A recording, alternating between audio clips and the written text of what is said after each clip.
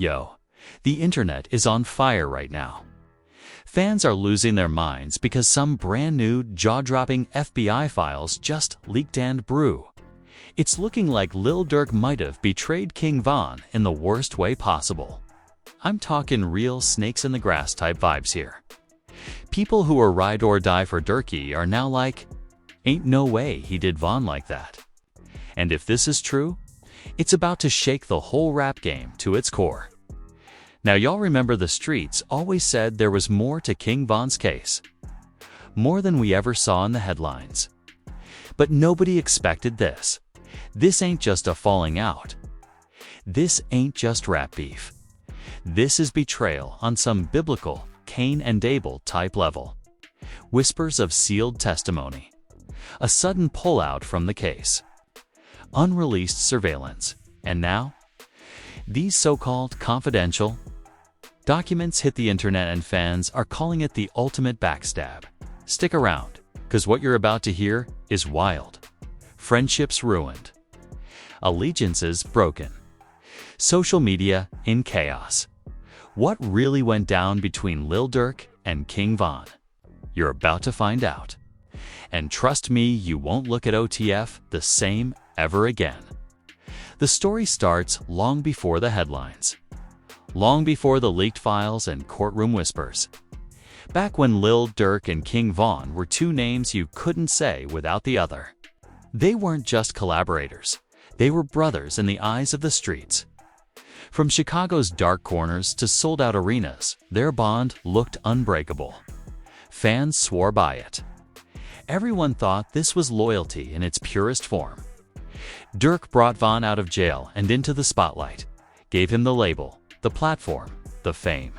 And Von? He carried it like a soldier. Every diss, every war, every time somebody came for Durk, Von was already 10 steps ahead. No hesitation. No second guessing. Just action, but behind the flashy music videos and matching chains, something darker was brewing. Even back then, people close to them said Durk was changing. One former ODF affiliate claimed Durk started moving different once Von's fame caught up to his own. He said there were meetings Von wasn't invited to, deals being made behind his back.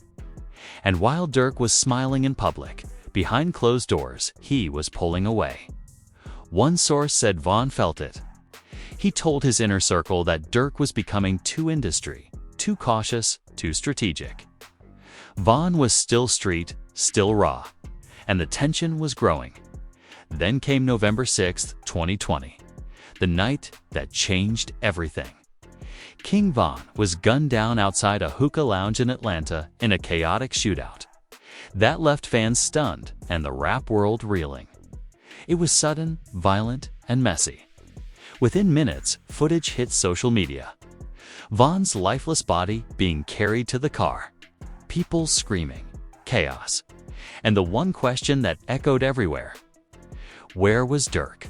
At first, fans were just grieving. But then, the theory started. Durk wasn't there that night. Not in the club. Not outside. Not even in Atlanta. People said it felt strange. Von was known to never move without his people. So why was he vulnerable that night? And why was Durk so quiet in the days that followed? No emotional live streams. No broken tributes. Just a few words on Twitter and silence. Then, something even more confusing happened. In 2019, both Durk and Von were co-defendants in a case involving a shooting and robbery in Atlanta. It had been ongoing, complicated, and tied both of them up legally. But in 2022, out of nowhere, the charges against Durk were dropped. The DA's office claimed there wasn't enough evidence. They said surveillance footage was inconclusive. But what fans found out later made everything worse. Internal documents leaked from the Fulton County court system revealed that new information had been submitted before Durk's case was dismissed. Not just any info. It was info that matched the crime scene in ways only someone involved would know. The documents used the term newly submitted testimony, and from that point on, fans started connecting dots. One theory took over: that Durk's legal team had handed over key details, not in an obvious way, but in a way that quietly shifted blame. And with Von no longer alive to defend himself, the narrative could be shaped however it needed to be. That theory exploded on social media. Hashtags like Durk did Von dirty and Von died for this started trending. The timeline was flooded with old interview clips, old tweets, people digging into Durk's lyrics for hidden meanings. One clip where Durk said, "I ain't going down for nobody, not even blood," suddenly had a whole new context. Fans were split. Some still defended Durk, saying he was a victim of the streets and just doing what he had to do to survive. Others were done with him. They called him a snake, a sellout, even a traitor. People started tagging Von's sister, Kayla B., in comments asking for answers. And then she posted something that sent the fanbase into a frenzy. "Watch who you eat with," she tweeted. No names, no context. But everyone knew who she meant. The tweet went viral in minutes. Memes, videos, reactions flooded the feed. Everyone was speculating. And then, in one of the most emotional moments in this entire saga, Von's mother went live on Instagram. Her voice was shaking. Her eyes filled with pain. She didn't say Durk's name directly, but her words hit like a bullet. "I ain't gon' say too much, but God don't sleep. And my baby ain't deserve how they did him." She said she felt like her son was being used, even in death. She said people were building empires off Von's name, but not honoring him the right way. Fans were crying in the comments. And still, Durk said nothing. A month later, Von's cousin leaked a message that Von had allegedly sent days before he died. It read, "I don't trust nobody no more. Too many snakes smiling in my face." Whether it was real or not, it added fuel to the fire. By now, OTF's image was taking serious damage. Durk's upcoming album was being flooded with dislikes. His Instagram comments were full of snake emojis. People were begging him to speak, to explain, to defend himself. But he didn't. Instead, he unfollowed several odd members, canceled interviews, went ghost. Some fans said it was a legal strategy. Others said it was guilt. But then, just when things started to calm down, a massive leak dropped online. Anonymous sources claimed that the FBI had opened a quiet investigation into multiple Atlanta rap cases, including Durk and Von's 2019 shooting. And in those files, something chilling appeared. Two narratives, two stories from the same night. One blamed a single shooter. The other described a coordinated act. But the key detail: the two stories didn't match, and someone, according to the documents, had changed their statement. The FBI used the term narrative divergence, meaning someone flipped their story after legal pressure. The internet lost it. People said it confirmed everything: the betrayal, the lies, the legal deals made behind Von's back. Fans demanded transparency. One popular Twitter user tweeted, "This ain't rap beef. This is real betrayal." Durk sold out his day one. As the drama unfolded, fans also started questioning how quickly Durk moved on. Within months of Von's death, he was dropping new albums, launching new artists, and barely mentioning Von anymore. Some said he was grieving in silence. Others said he was capitalizing. More snake emojis. More diss tracks from underground rappers accusing Durk of disloyalty. The streets were restless. Then came a voice recording, allegedly from a jail call between Von and one of his closest friends. In the audio, a voice believed to be Von says, "I ain't feelin' how bro moving. He act in industry. Token lawyers. Talk in silence. I'm still in this S*****.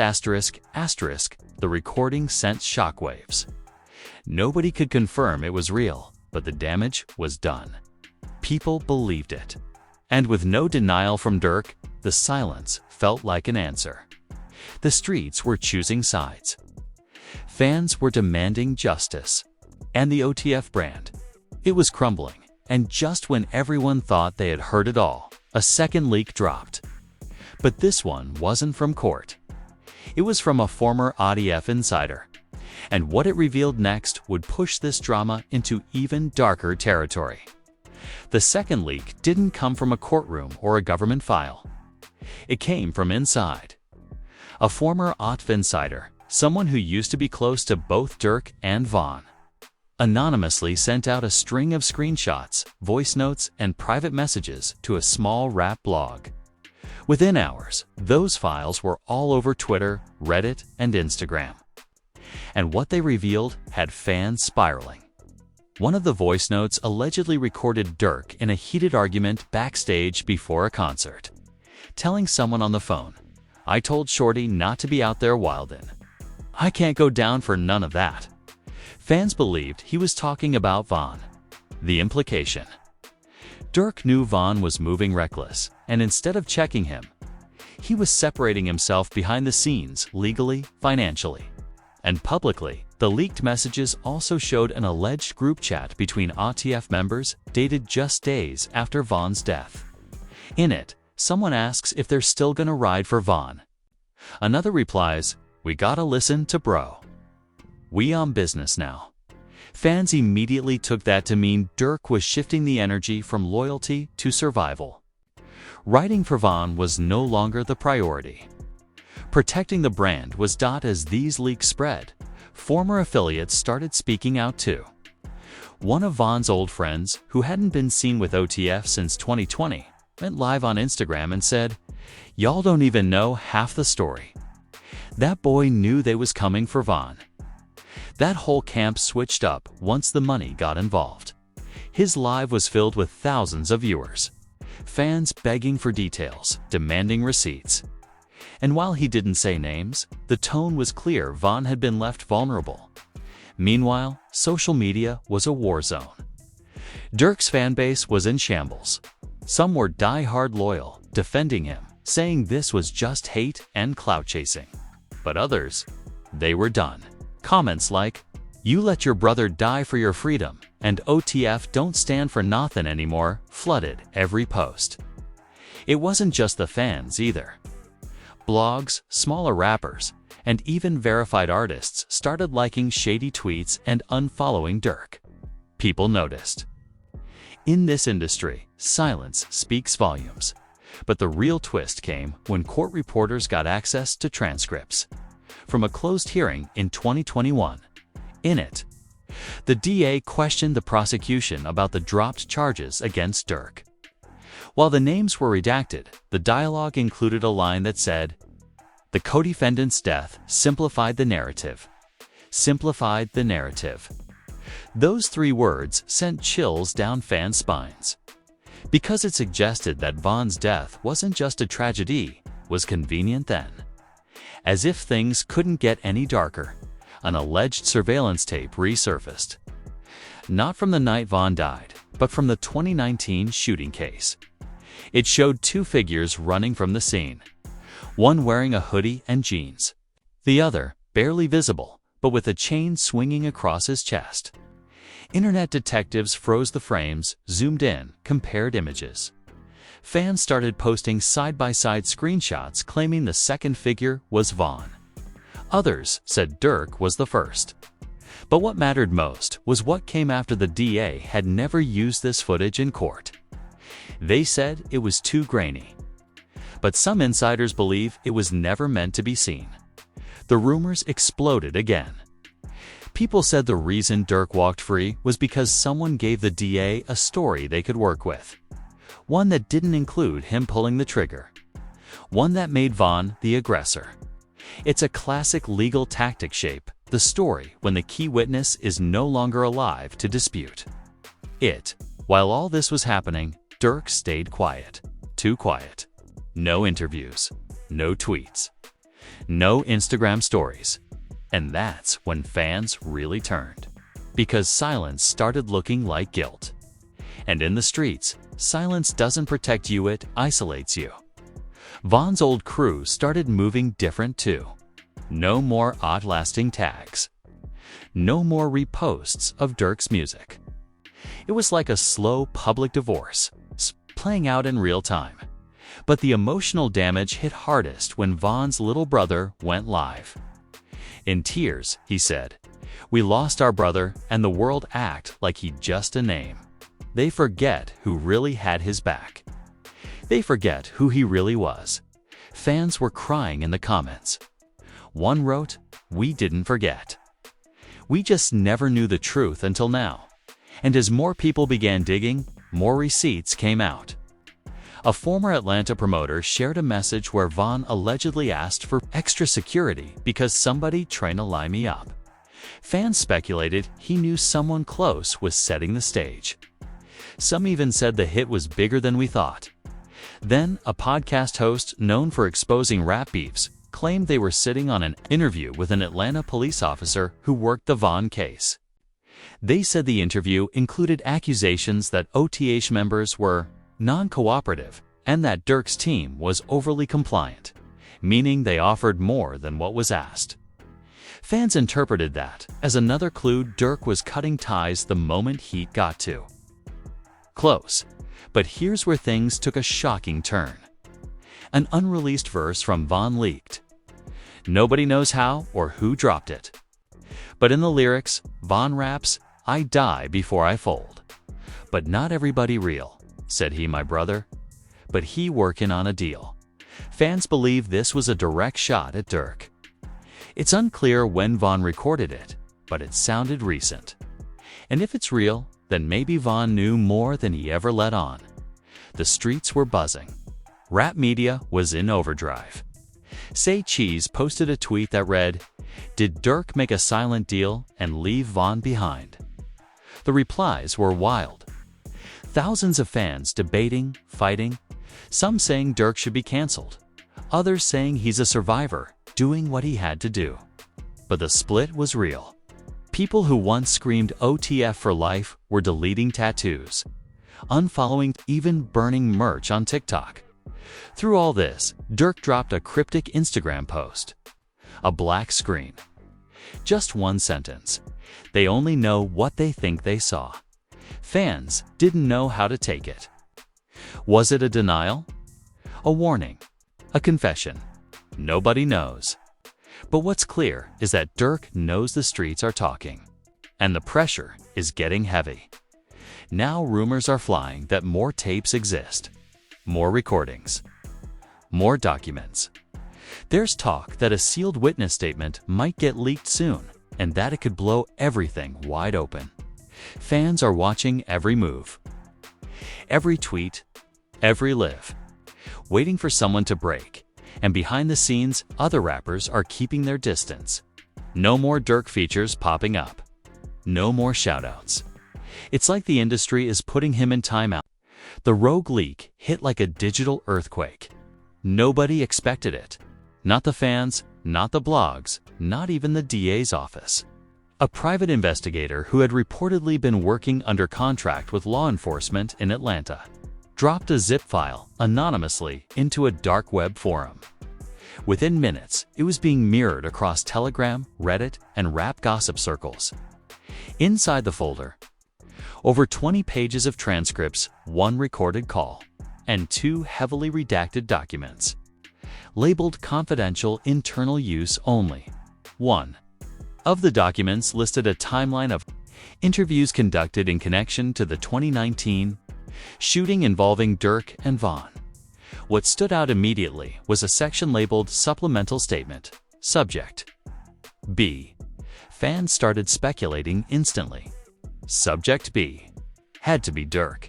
In the notes, Subject B is said to have amended their previous testimony and clarified their location and awareness during the incident. That word amended hit fans like a freight train, because it meant someone had changed their story after legal counsel. And the language used was extremely careful, almost too clean, too rehearsed. The transcript of the interview itself was heavily blacked out, but one sentence was visible. The investigator asked, was the co-defendant acting independently? And the answer? To my knowledge, yes. I was unaware of his intentions. If that's Reland fans, believe it is that one. Line could have been the nail in the coffin for Von, even after death. Durk's team might have subtly painted the picture that he wasn't involved, that Von acted alone, and that anything that happened wasn't part of a joint plan. It's legally strategic, but morally? Fans saw it as betrayal. This wasn't snitching in the traditional sense. Nobody got locked up because of it. But to the streets, framing your own brother to escape heat is the same thing. Blogs exploded. No Jumper dropped a reaction episode titled, "Did Durk really let Von take the fall?" DJ Academics was going off on Twitch, calling it a cold move from a calculated mind. Even underground podcasts were weighing in. Some claiming they had sources inside OTF saying Durk made a chess move that Von never saw coming. The pressure was building. Durk's silence was now working against him. Meanwhile, Von's name was being resurrected by fans like he was a martyr. Murals were going up again. Tributes were flooding TikTok. Unreleased music clips were being edited into montages showing how loyal Von had been to Octave. How many times he defended Durk publicly, in lyrics, interviews, even fights. One video titled "Von Died for the Brand" hit over 2 million views in a single day. But then came the voice note. Short, muffled, but crystal clear in intent. The voice, believed to be from someone close to the case, says, "Bro told them what they needed to hear. And they let him walk." Von was gone. What they gon' do? Charge a ghost. That clip went viral instantly. Reposted by dozens of major rap pages. People were calling it the smoking gun, even if it wasn't Durk's voice. The implication was clear: somebody knowingly let Von take the fall after he was already dead, just to clear the path legally, while fans raged online. Something even more sinister was unfolding in private. Behind closed doors, a silent war was starting to bubble between OTF and Von's remaining crew. People were being unfollowed. People were disappearing from OTF-related content. Rumors started that Von's family was planning to release their own documentary, showing unseen footage, messages, and possibly court records that never made it to the public. Insiders said they had something big and that it would shift public opinion forever. On top of that, Durk's label began tightening up. Lawyers were reportedly issuing takedown notices for any content that accused Durk of cooperating. One small blog even claimed they got a cease and desist letter just for posting the timeline of events. Fans saw that as another red flag.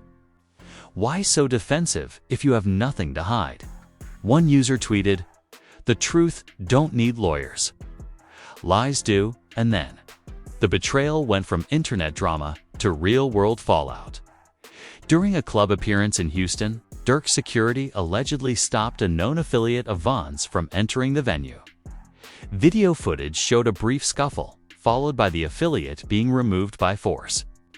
In the clip, you can hear someone yell, "You ain't oughts no more. Get the F*** outta here." Fans immediately saw it as confirmation that the divide was now public. This wasn't just rumors anymore. This was real beef. Shortly after, a diss track surfaced. Not from a major artist, but from someone who used to be around Von during his rise. In the song, he raps, "You let him die, now you're rich, acting like you ain't see that switch." Fans dissected every bar. Blogs reposted it. People were calling it the Von Revenge Anthem, and while it wasn't a charting hit, the message landed. The streets were listening. Even more disturbing, new documents from the Fulton County DA's office were quietly released online under a Freedom of Information request.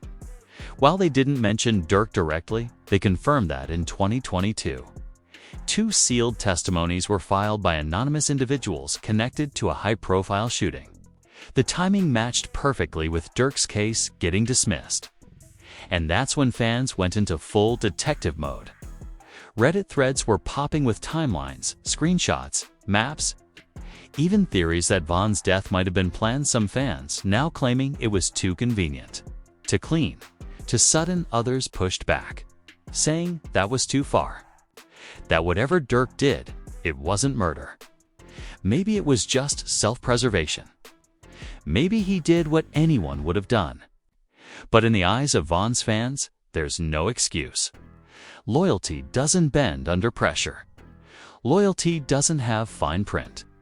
As the drama swirled, Durk finally broke his silence barely.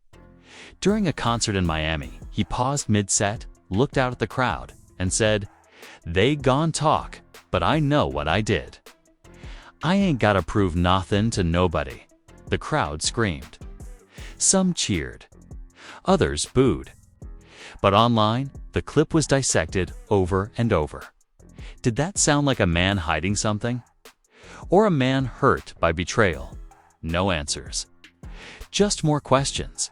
And as the buzz reached a boiling point, Von's mother posted a single photo.